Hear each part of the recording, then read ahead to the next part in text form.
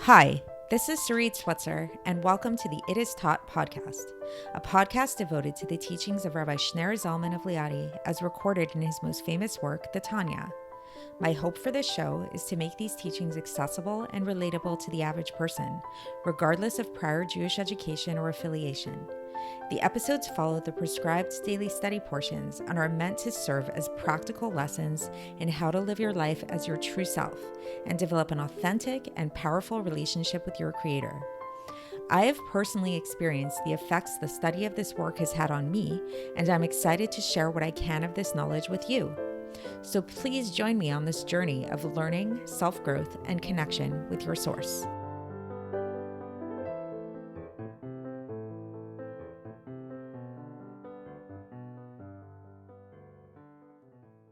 Hi, and welcome to the It Is Taught podcast. This is episode 528 for the 13th of Iyar in a regular year. So today we're going to be learning an entire chapter, chapter 47 of Likkutei Amarim, but it is a pretty short chapter, yet it is a very powerful chapter. And it is one that is really essential and crucial to understanding our purpose here in the world and how to maximize our life. So the subject of the chapter is really all about escaping limitations, escaping our perceptions of what we're capable of, our perceptions of the boundaries of our lives, of our bodies. And the way by which we're really going to explore this is through the incident that happened of leaving Egypt, of when God took us out of Egypt. And as we'll see, while the physical escape from Egypt was a historical one-time event, on a spiritual level and on a more psychological level, this aspect of leaving Egypt is something that we actually are called upon to experience and relive individually and on a daily basis. So I think the best way to go about this is actually to get straight into the text, and we'll explain as we go what this all means, what it means to leave Egypt, when it is that we are called upon to leave Egypt, and how we go about doing this. So here we go. So the Alter Rebbe begins this section by citing the Mishnah, and this is a very famous section of the Mishnah that might sound familiar to a lot of you. This is from Sachem, chapter 10, Mishnah 5, where it says, Bechol dor vador uvechol yom vayom chayav adam lirot atzmo kilu hu yatsa hayom mitzrayim. So this actually comes up in the Haggadah of Pesach. We read this on the Haggadah as well, and it literally means in every generation and in every day, a person is obligated to see himself as if he himself left Egypt. And so then the Alter Rebbe explains, what does this mean? Because we know Egypt was like a one-time event. So what is it like? I personally, if I'm honest, I never visited Egypt before in my life. So how did I leave Egypt? How can I see myself as leaving Egypt? And the Alter Rebbe says, this is referring to the escape of the godly soul from the prison of the body, which is called the serpent's skin, which is how we referred to the body in the past in Tanya, if you remember. So it's what we're basically referring to is that the escape of we've talked quite a bit about how the godly soul that we have is imprisoned inside of the body and it wants to get out. And so that imprisonment inside of the body is likened to the exile in Egypt. And getting out of Egypt is this escape of the godly soul from the body. And in escaping from the body, it will become one and unified with the Or Ein Sof Baruch Hu, with the light of the infinite God, through being involved in Torah and mitzvahs in general, and in specific, in receiving and accepting the yoke of heaven in reading Shema. Why? So what is it about like the reading of the Shema? Because when we read the Shema, if you specifically look at the words of the Shema prayer that we say, at this time we're actually dedicating and we're accepting the yoke of heaven, and we're drawing into ourselves the unity of God in a very explicit way. So we say in the Shema, we say Hashem Elokeinu, Hashem Echad. God is our God and God is one. So we're stating explicitly that God is our God and that God is one. So through this explicit kind of statement, this unifies us with God, and this causes our godly soul to somewhat escape from the body. And the Alter Rebbe says that we explained above the idea that when we say our God, Elokeinu, then this is referring to, which God are we referring to? We're referring to the God of Avraham, etc. And we know that Avraham actually did succeed in becoming totally unified with God, because how did he go about doing this? Because he was totally nullified and he became encompassed in the unity of the infinite light of God. And we know that Avraham did this through his actions and through the fact that he really worked on himself to be able to really walk in the path of holiness from level to level. So it took Avraham a lot of work to be able to get to this level of being really unified with God. And the Alter Rebbe cites a verse to express this, and this is from Bereshit chapter 12, verse 9, where it says, "Ve'isa Avraham haloch v'nasoa v'gomer." That Avraham journeyed here and there. So he journeyed a lot. And this is referring not only to the physical journeys that he did, but this is actually the more spiritual journeys that Avram engaged in, it, where he was really progressing from level to level in terms of spirituality. And so for us, by contrast, we don't have to work as hard. So this unity that Avraham had to work so hard to achieve, we actually received it as an inheritance and as a gift. And this was given to us through the Torah. And God gave us this Torah. And within this Torah that God gave to us, he vested within it his will and his chokhmah. And God, as we've spoken about previously, his essence and his being are unified with perfect unity with this essence, with this will and with this chokhmah. And so thus, when we say that God gave us over the Torah, which is his will and wisdom, he's basically, so to speak, giving himself over to us. As is written in the Zohar, the Alter Rebbe cites here, where it says, where it explains on the pasuk. So there's a pasuk, this is from Shemot chapter 25, verse 2, where it says, "Veikhu li truma." So you should take for me an offering. So this is referring to the offering that we had to bring into the temple. So the Zohar actually explains this, and it says, when we say "Veikhu li truma," that you should take for me an offering, that what the Torah is actually trying to say is that you should take me as an offering, meaning take God as an offering. And the Zohar actually also explains that this me that it's referring to is not just God, but it's actually Torah. And so then it sounds as if it's two separate things. It's like that we should be taking God as an offering and Torah as an offering. So then the question comes up where it says, it should have said, you should have taken me and a truma. So utruma.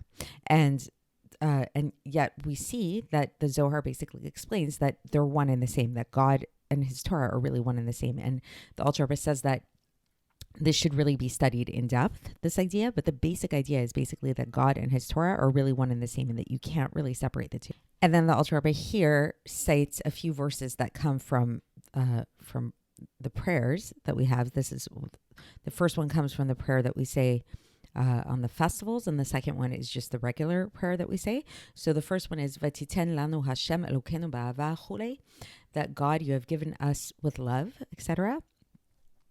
And the second one is Ki ve'or panecha natata lanu Hashem Elokeinu chulei, that by the light of your countenance have you given us, O Lord our God. So the idea here that the Alter Rebbe is trying to bring out is this idea of how God really gave us the Torah as a gift. It's something that we don't have to work on. It's not this ability to tap into God, this ability to really unify with God was given to us as a gift. We don't have to work at it the way that Avraham had to work at it. And so thus, the Alter Rebbe explains, the only thing that can possibly hold us back from cleaving to God, from having our soul cleave to this light, to this blessed light of God, is our will.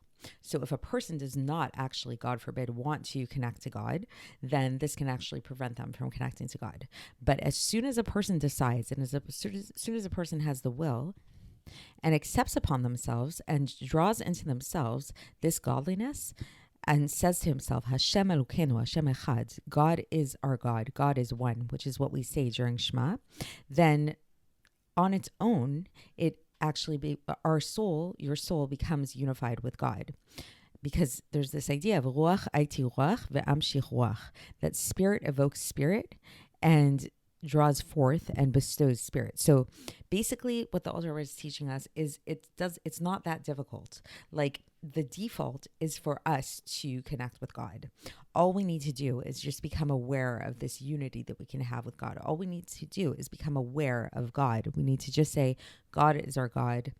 God is one.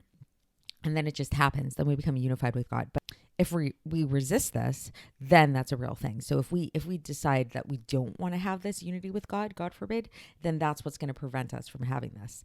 And so this idea of declaring the fact that God is our God and God is one, this is the aspect, says the Alter Rebbe, of Yetziat Mitzrayim, of leaving Egypt. And so this is why specifically we see that when we recite the Shema, then the idea of leaving Egypt is brought up in it. So we should, like, when we say Shema, we talk about Yetziat Mitzrayim, we talk about leaving Egypt. And so even though the commandment, there's actually a separate commandment to remember leaving Egypt, this is something that we're also called upon to do, like its own separate thing, and it's not the same mitzvah as saying Shema.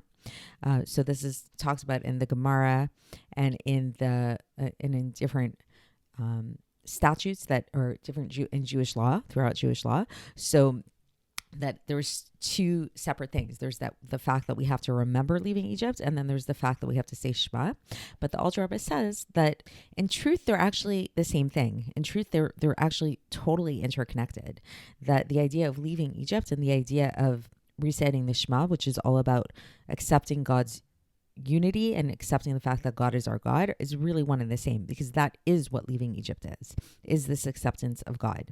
And so then we see that actually at the end of the paragraph that has to do with Egypt, we finish that paragraph by saying, Ani Hashem Elokechem, I am the Lord your God. And this fits with what we've been talking about before, which is this whole idea that the idea of getting out of Egypt is the idea of accepting God, basically. So, and that this is how we unify with God.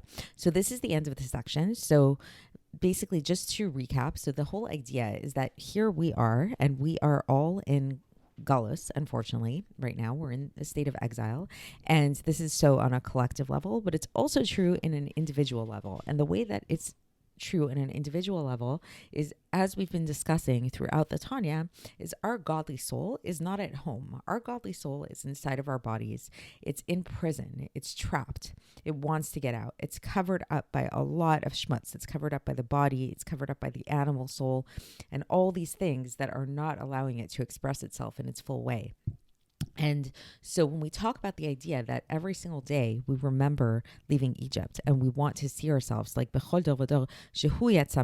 we see ourselves as if we left Egypt, what this is it's not just a remembrance of a historical event that happened a long time ago. It's a remembrance of the fact that we have this ability right now, every single day, to leave our own personal exile, to redeem our godly soul out of this entrapment inside. And how do we do this? We do this through the Torah. And the most amazing thing about this is it's not actually something that we have to work so hard at. It's something that, yes, Avraham had to work really hard at. It's something that he had to really toil and devote his entire life to really uncovering God and discovering God and connecting with God and becoming one with God. But as a result of his efforts, we were actually given this ability as a gift. We were given Torah to us as a present. And so all we need to do is basically what the Alter Rebbe is explaining, is just accept this, is just to become aware, to give ourselves over to this process. And yes, there's a way to prevent this from happening, but that's only if we choose not to, only if we deny the existence of God or deny the process of God and his unity. But as long as we don't deny it, and as long as we just acknowledge it, as long as we declare that this is what we want and declare that this is who God is, then this process will naturally happen. And this is why, explains the Alter Rebbe, this specific time when we bring up this remembrance of Yetziat Mitzrayim, of leaving Egypt, is specifically during the Shema, because it's during the Shema prayer that we declare that God is our God and that we declare that God is one, and alluding to this idea that we can really unify and become encompassed within God. So that is it for today. That is the end of the chapter. Thanks for listening to the It Is Taught podcast, hosted by Sarit Switzer. And I will speak to you then. This podcast is dedicated in loving memory of my maternal grandfather, Avraham Yitzchak ben Binyamin HaKohen of blessed memory. Music by Shoshana. If you enjoyed this episode and would like to support the show, please share it with others and subscribe on YouTube, Apple iTunes, Spotify, or wherever you listen to podcasts. And make sure to leave us a 5-star review. To find out more about the It Is Taught project, including more information on my soon-to-be published book, please visit our website, itistaught.com. To catch the latest from me, follow me on Facebook, Instagram, and Twitter. Looking forward to speaking with you tomorrow, and until then, have a great day.